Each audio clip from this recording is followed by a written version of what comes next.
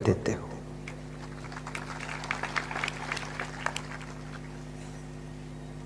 कृष्ण से अर्जुन पूछ रहे हैं कि हे कृष्ण, सुख कैसे प्राप्त होता है। सभी ध्यान से सुनना। आज तक किसी ने यह प्रश्न नहीं पूछा कि दुख कैसे प्राप्त होता है। मेरे से भी कोई नहीं पूछा, अर्जुन ने भी कृष्ण से नहीं पूछा, और कोई ये पूछता ही नहीं कि दुख कैसे प्राप्त होता है। क्यों नहीं पूछते लोग? पूछना चाहिए ना कि दुख कैसे प्राप्त होता है। नहीं पूछेंगे लोग। क्यों नहीं पूछेंगे? क्योंकि लोगों को प्राप्त हो चुका है, इसलिए पूछने की जरूरत नहीं।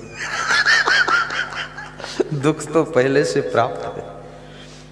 कोई नहीं पूछता गरीबी कैसे आएगी, सब पूछते हैं हम धनवान कैसे बनेंगे, क्योंकि गरीबी तो पहले से ही है।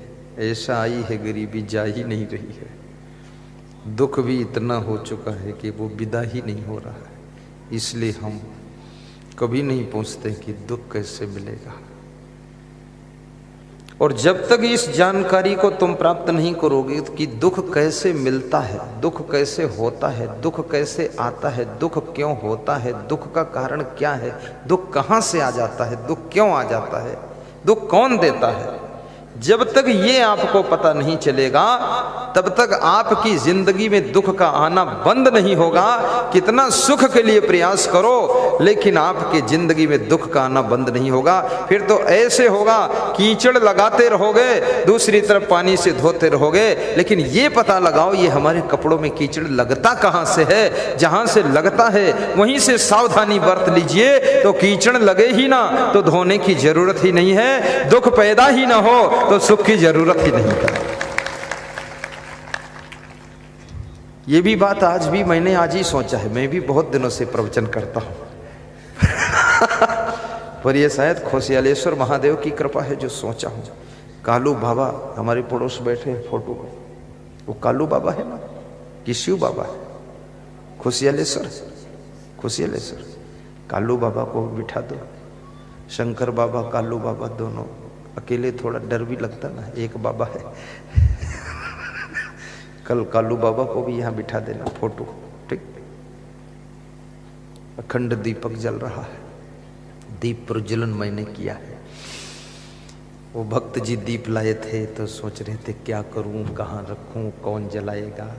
मैंने कहा इधर लाओ, यहाँ रखो, मैं जलाऊंगा। फिर वहाँ रख दो, खोसियालेश्वर महादेव के पास में दीपक रख दो। संकोच लगता है, लेकिन फिर भी इस क्षेत्र के लोग समझदार हैं, काफी होशियार है लोग। बहुत अच्छा लगा मुझे। बहनों को देख रहा था, आरती का दर्शन करा रही थी। इधर भाइयों को देख रहा था, वो भी दर्शन करा रहे थे, 5-6 लोग इधर भी। और दर्शन जो कर रहे थे वो ऐसे आरती लेकर उसमें अपना दान भी अर्पित कर रहे थे। आरती का दर्शन मुफ्त में नहीं किया जाता है, आरती का दर्शन कुछ दक्षिणा भेंट करके किया जाता है। याद रखना, जब आरती की थाल में तुम कुछ अर्पित करते हो तो ये सृष्टि की प्रकृति जो है ऐसा प्रसन्न होकर आशीर्वाद देती है कि जो तुम्हारी मनोकामना है वो पूर्ण होने लग जाती है। इसलिए खाली हाथ ऐसे मत घुमाया करो, थोड़ा आरती में दान भी दिया करो, लेकिन कंजूस मन देना नहीं चाहता है। किसी किसी का मन तो ऐसा होता है कि थाली से कुछ निकाल कर अपनी जेब में रख लो। ऐसे भी लोग हैं। वो तो बहुत लोग देख रहे हैं, अगर कहीं आड़ में हो तो निकाल भी लेंगे। बहुत मन चंचल है। ई मन चंचल ई मन चोर, ई मन शुद्ध ठगहार। मन मन करते सुर नर मुनि चढ़े, मन के लक्ष्य द्वार। मन का बहुत बड़ा खेल है। जो विद्यार्थी मन को संभाल लेता है वो फर्स्ट डिवीज़न और डिक्टेंशन मार्क लाता है। जो साधु मन को संभाल लेता है वो तपस्या में श्रेष्ठ स्थान प्राप्त करता है। जो नेता मन को संभाल लेता है वो फिर क्रोध, लोभ, अहंकार को जीतकर बहुत ऊंचे पद पर पहुंचता है। जो वैज्ञानिक मन को संभाल लेता है मन की चंचलता को वश में करता है। वो वैज्ञानिक मोबाइल की खोज करता है, कैमरों की खोज करता है, चंद्रलोक जाने के लिए यान बनाता है। सारा खेल तो मन का है। तुम घर संभाल सकते हो लेकिन मन संभालना कठिन है। तुम पार्टी संभालते हो पर मन नहीं संभालता है। कितने पार्टियों के नेता पार्टी संभाल रहे, पार्टी के मुखिया हैं, प्रांतीय अध्यक्ष, जिला अध्यक्ष, प्रदेश अध्यक्ष और राष्ट्रीय अध्यक्ष हैं, लेकिन जहाँ मन की बात आती है वहाँ घुटने टेक देते हैं, नाक रगड़ते हैं कि हे भगवान ये मन नहीं संभल रहा है। और ये मन नहीं संभलेगा तो आपके हाथों से पार्टी भी ठीक ठीक नहीं संभल सकती है। जिसका मन नहीं संभला है वो घर भी अच्छी तरह नहीं संभाल सकता है। जिसका मन नहीं संभला है वो साधु जीवन की साधना को भी नहीं संभाल सकता है। जिसका मन नहीं संभला है वो विद्यार्थी विद्या अध्ययन में ठीक से सफल भी नहीं हो सकता है। जिस किसान का मन नहीं संभला है वो खेती बाड़ी में भी सफल नहीं हो सकता है। याद रखना, सफलता का पहला सूत्र है मन को संभाल लेना। और मन को संभालना आ गया तो किसी फील्ड में तुम टॉप कर सकते हो। थोड़ा जोरदार ताली बजाया करो, इतना मरे मराए क्यों हो। 3 दिन में तुम हमको भी निपटा दोगे। हंसना भी चाहिए, हंसना भी चाहिए, ताली भी बजाना चाहिए। हमारा सत्संग रोने वाला नहीं होता है, क्योंकि देखो रोने में हमको शर्म भी लगती है। और रोने धोने से हम इसलिए नहीं करते हैं क्योंकि घर में भी तुम रोते हो, खेत में रोते हो, दुकान में रोते हो, पैदा होते हो तब रोते हो, ससुराल में रोते हो, पत्नी रुलाती तब रोते हो। रोते रोते तो इतनी जिंदगी गुजर गई, वो हम भी रुलाएं तो हंसोगे कहाँ, तो हम हंसाते हैं फिर।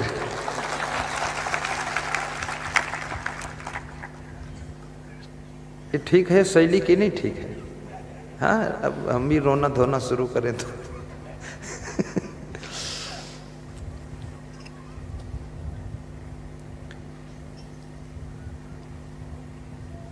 तो दुख क्यों आता है ये समझना है।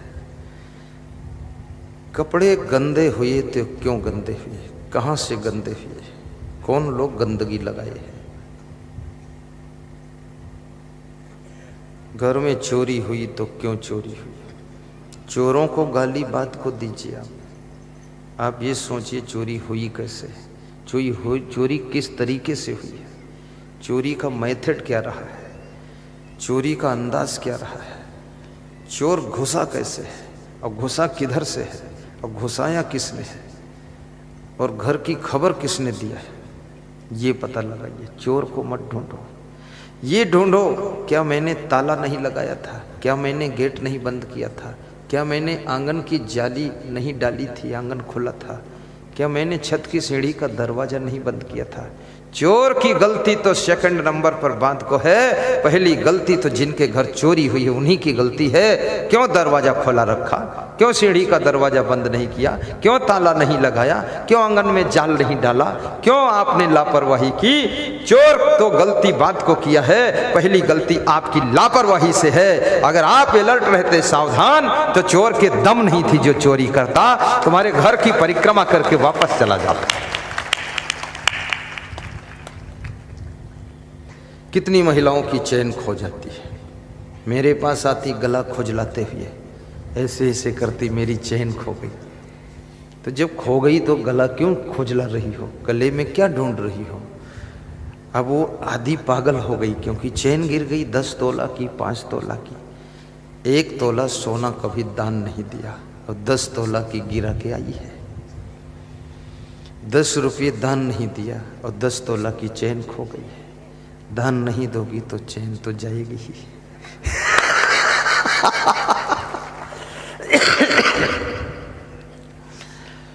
मैं तो कहूँगा पहली बात, जो बुद्धिमान महिला है वो चैन पहन करके, गले में हार पहनकर सत्संग में नहीं आएगी, क्योंकि गुरु जी को क्या दिखाना है चैन और हार।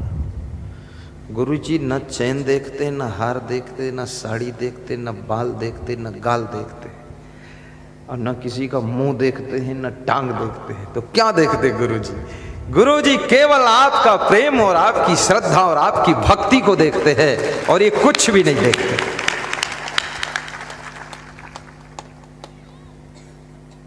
मैं दुबई गया था प्रवचन करने, तो वहां पर 1-1 किलो सोना के हार थे, बहुत बड़े बड़े। यहाँ पहनो तो वो पेट की नाभि तक लटके, इतना बड़ा हार। तो मैंने कहा 1-2 ले लेता हूँ। फिर सोचा पहनेगा कौन, पत्नी पतना तो है ही नहीं, किसके लिए लूँ। तो फिर सोचा कितने का है, पूछा कीमत तो होश उड़ गई। फिर मैं सोचा इतना तो पैसे भी नहीं जो खरीदूं, तो कम से कम फोटो ले लो इसका। तो मोबाइल में फोटो खींच लिया, बस हो गया। कुछ नहीं है। सोना में सुख होता तो मंदोदरी सुखी हो जाती। सोना में सुख होता तो सोने की लंका में सोने वाला रावण सो नहीं पाया, उसको सुख मिल जाता। सोना में सुख नहीं है। याद रखना, अपनी जिंदगी को सोना जैसे चमकाइए, चरित्र को सोना जैसे चमकाइए, कर्मों को सोना जैसे चमकाइए, तो आपकी जिंदगी में सुख बरसेगा। ये सोना चांदी में सुख नहीं है, लेकिन पहनना चाहिए। क्यों पहनना चाहिए? क्योंकि सुनारों का धंधा बंद हो जाएगा, तो वे क्या करेंगे बेचारे। पहनने के लिए मैं मना नहीं करता हूं, पहनो, लेकिन सत्संग में आओ या भीड़ भाड़ में जाओ तो घर में धर के आओ, यहाँ पहन के मत आओ। यहाँ तो आओ तो यहाँ गुरु जी की माला पहनो, दुकान से लॉकेट खरीद लो, सब इधर से पहन कर जाओ कि असंग देव हृदय पर है, बस बात खत्म हो गई। अब अगर माला कोई चुराएगा भी तो असंग देव के लॉकेट का माला पहनेगा तो वो भी भक्त हो जाएगा, चोट्टा भी भगत ही बनेगा।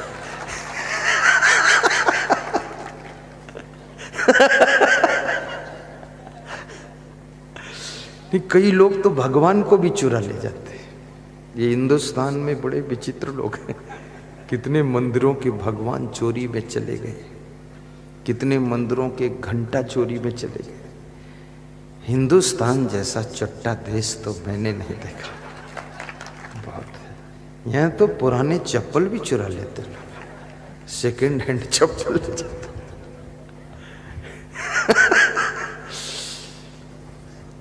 चोरी करने वाले कभी सुख नहीं पाते हैं,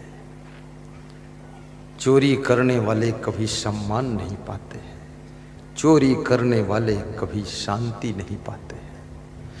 और चोरी में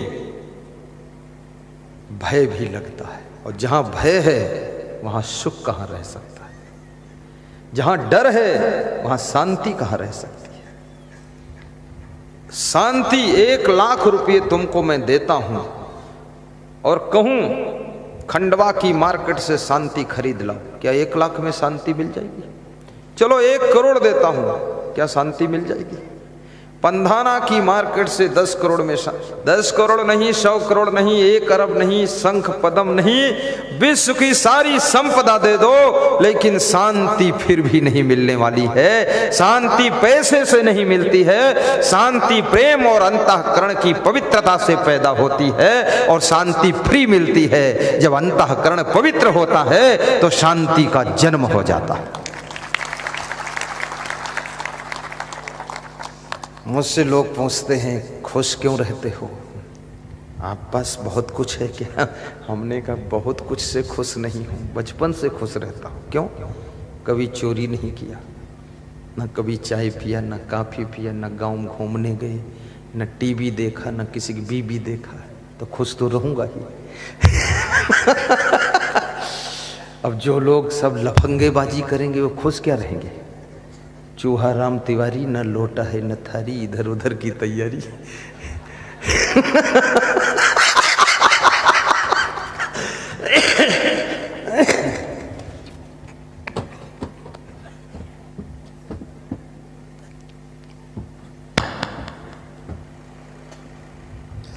बहुत बड़ी बात है।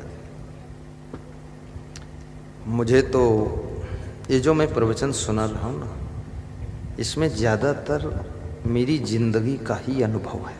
मैं बहुत सोचता हूँ मनुष्य के बारे में, दुख सुख के बारे में बहुत विचार करता हूँ कि इतना लोग दुखी क्यों होता है। आपके अंदर अगर एक भी गलती है आप खुश नहीं रह सकोगे,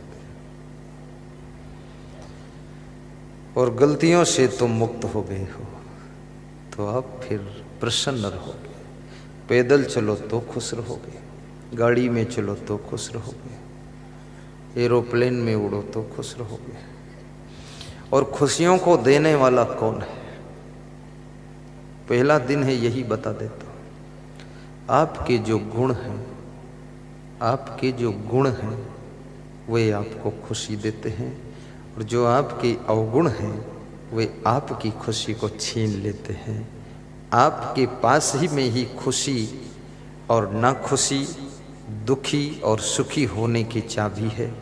जब अपने मन की चाबी को अवगुणों की तरफ घुमा देते हो तो दुख शुरू होता है, और मन की चाबी को जब तुम गुणों की तरफ घुमा देते हो तो सुख शुरू हो जाता है। दुख सुख के मालिक तुम हो, कमांडर तुम हो, लेकिन तुम दुख का कारण बाहर ढूंढते हो, सुख भी बाहर ढूंढते हो। जब तक दुख सुख तुम बाहर ढूंढोगे, देखोगे, तब तक ना तुम सुखी हो पाओगे, ना प्रसन्न हो पाओगे। दुख का कारण भी तुम्हारे अंदर है, सुख का कारण भी तुम्हारे अंदर है। तुम जितना चाहो उतना सुखी हो सकते हो, और जितना चाहो उतना दुखी हो सकते हो। घर में सभी दुखी हो फिर भी तुम सुखी हो सकते हो। ये चाबी तुम्हारे पास में है। अपने आप को संतुष्ट करना सीखो, अपने आप को निर्मल बनाना सीखो, तो जो छोटा सा घर है उसमें बड़ा सा सुख मिलेगा। अगर अपने आप को तुम शुद्ध नहीं कर सके तो बड़े से घर में उससे भी बड़ा दुख मिलेगा। इसलिए मैं कहूंगा स्वयं को पवित्र कीजिए, फिर देखिए सुख की धारा बहेगी। मिलता है सच्चा सुख केवल गुरुदेव तुम्हारे चरणों में। मिलता है सच्चा सुख केवल गुरुदेव तुम्हारे चरणों में। बस प्रेम मेरा भरपूर रहे, बस प्रेम मेरा भरपूर रहे, बस प्रेम मेरा भरपूर रहे। सबके लिए प्रेम रहे, मेरा पशुओं के लिए भी, पंछियों के लिए भी, परिवार के लिए भी, देश के लिए भी। तुम्हारे चरणों में गुरुदेव तुम्हारे चरणों में, हे संत तुम्हारे चरणों में। बस एकदम ब्रेक लगा दो। गाना वाना नहीं है, गाना तो बहाना है, सुनाना है प्रवचन। गाना वाना तो घर पे भी सुन लोगे, यहाँ जो हमें सुनाना है। बस प्रेम मेरा भरपूर रहे। आप जब अपनी धर्म पत्नी से प्रेम करते हो, जब तुम्हारी पत्नी तुमसे प्रेम करती है, जब तुम अपने माँ बाप से प्रेम करते हो, माँ बाप जब अपने बेटा बेटी से प्रेम से बात करते हैं, और जब प्रेम से तुम अपने परिवार में रहते हो, जब देश से प्रेम करते हो, देश से प्रेम करोगे तो देश हित में कोई कार्य होगा तो तुम उसमें सहयोग करोगे। अगर देश से प्रेम नहीं है तो देश के कल्याण वाले कार्यों में भी तुम बाधक बनोगे। याद रखना, अभी जैसे मैं देखता हूँ, यहाँ राजनीति की बात नहीं है, न पार्टी की बात है। हमारा अर्थ ये है, कोई भी पार्टी हो, कोई भी नेता हो, लेकिन देश हित में काम करे तो व्यास गादी उसको धन्यवाद भी देती है, आशीर्वाद भी देती है। चाहे वो कांग्रेस का हो, चाहे वो भाजपा का हो, चाहे लपा सपा गपा का हो, किसी का हो, कोई पार्टी हो, चाहे झाड़ू वाले हों, चाहे साइकिल वाले हों, चाहे हाथी वाले हों, चाहे पंजा हो, चाहे कमल का फूल हो, चाहे लोटा थाली हो, चाहे कुछ टैंकर वाला हो, लेकिन जो देश हित में काम करे उसके लिए हमें शुभकामना करना चाहिए। जो घर के विकास के लिए कार्य करे उसको घर वालों को धन्यवाद देना चाहिए। जो घर के सम्मान को बढ़ाए, घर के गौरव को बढ़ाए, उस व्यक्ति को, संपूर्ण घर के सदस्यों को आदर भी देना चाहिए, मनोबल भी बढ़ाना चाहिए और कहना चाहिए कि आप धन्य हो आपकी वजह से ये घर इतना आगे बढ़ा है। याद रखना, काम तो बहुत लोग करते हैं, लेकिन घर की उन्नति हो या आश्रम की उन्नति हो या कि समाज की उन्नति हो, देश में कोई डिसीजन हो, कुछ लोग उसमें मास्टर माइंड के होते हैं। 2-4% उनके कारण जो है घर डेवलपमेंट करता है, आश्रम डेवलपमेंट करता है। मेहनत करना तो एक बात है, लेकिन गलत दिशा में मेहनत करने से भी रिजल्ट कोई आने वाला नहीं है। सही डिसीजन लेकर के सही पॉइंट पर जब मेहनत की जाती है तभी सही रिजल्ट आता है। इसलिए मास्टर माइंड को धन्यवाद देना चाहिए और कहना चाहिए कि मैं भले ही आपको नहीं मानता हूं, लेकिन आपके कार्य ऐसे हैं कि आपको धन्यवाद देता हूं। आज हमारे देश में राम मंदिर जो बनने का निर्णय हुआ, मैं भी उसके लिए खुश हूं। तुम लोग खुश हो कि नहीं खुश हो?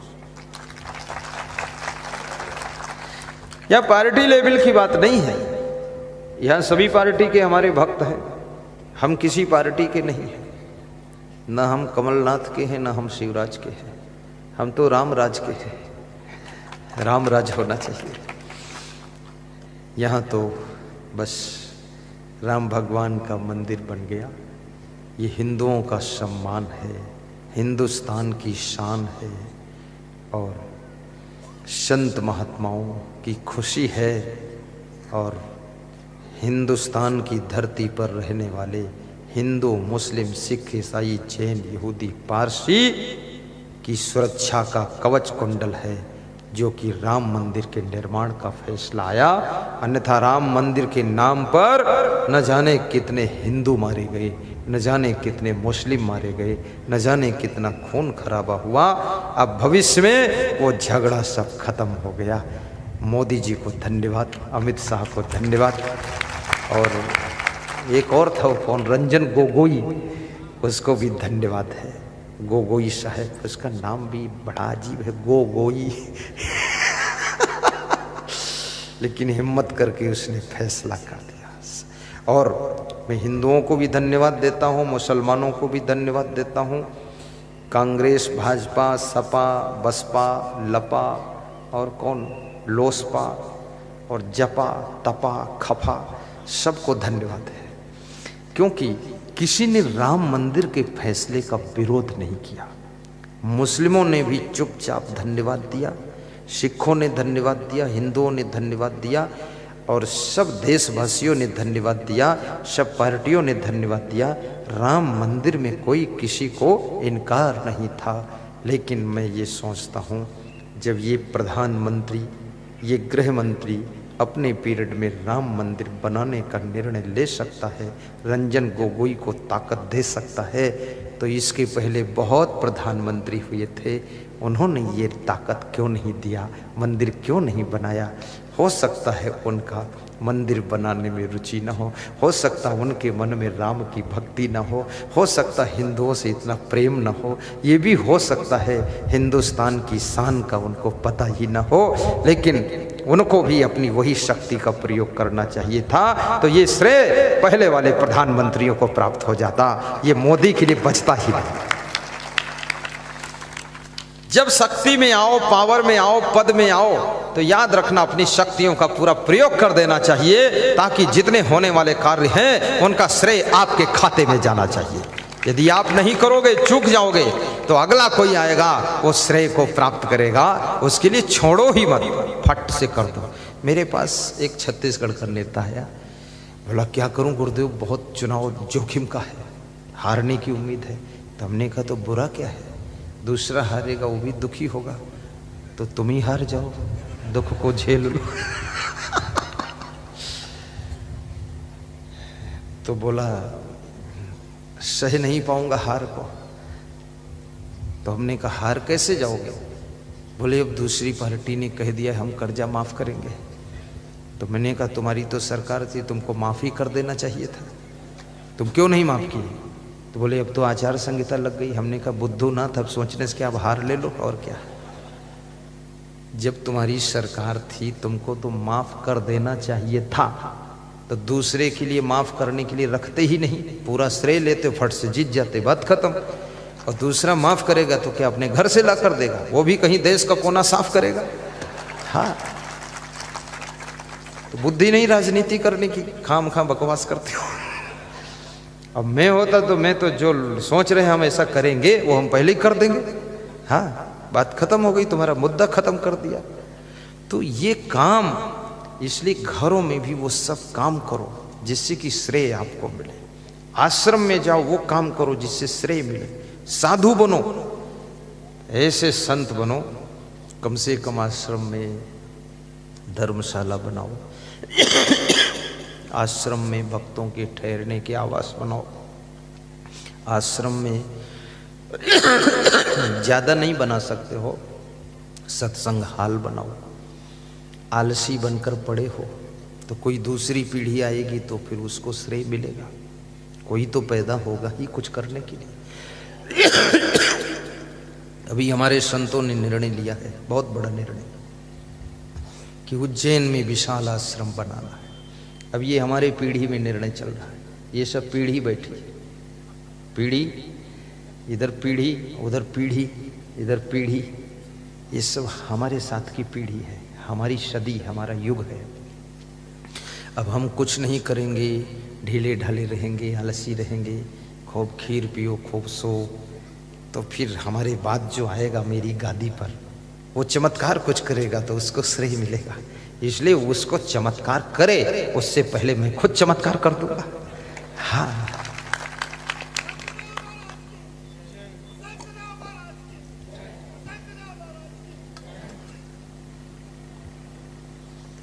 एक राष्ट्र कवि हुआ है, उसका नाम था मैथिली शरण गुप्त। उसने एक कविता लिखी बहुत अच्छी, सभी लोग सुनना ध्यान से। नर हो न निराश करो मन को, दोहराना, तुम भी दोहराना। नर हो न निराश करो मन को, कुछ काम करो, कुछ काम करो, कुछ काम करो, कुछ काम करो, जग में रह कर कुछ नाम करो। क्या बात है, जग में रह कर कुछ नाम करो। कोई भी कार्य तुम करोगे, यदि कुनकुना कार्य करते हो, थोड़ा थोड़ा करते हो, तो उसमें नाम वाम कुछ नहीं होगा, पूरी ताकत झोंक देनी पड़ेगी। मीराबाई ने भक्ति किया तो पूरी ताकत से भक्ति किया, तो मीराबाई का भक्ति के आकाश में नाम छप गया। शिवरी ने गरीबी में, झोपड़ी में भक्ति किया, लेकिन पूरी ताकत से भक्ति किया, तन मन समर्पित कर दिया, तो शिवरी का नाम भी मीरा से भी और ऊपर अंकित हो गया।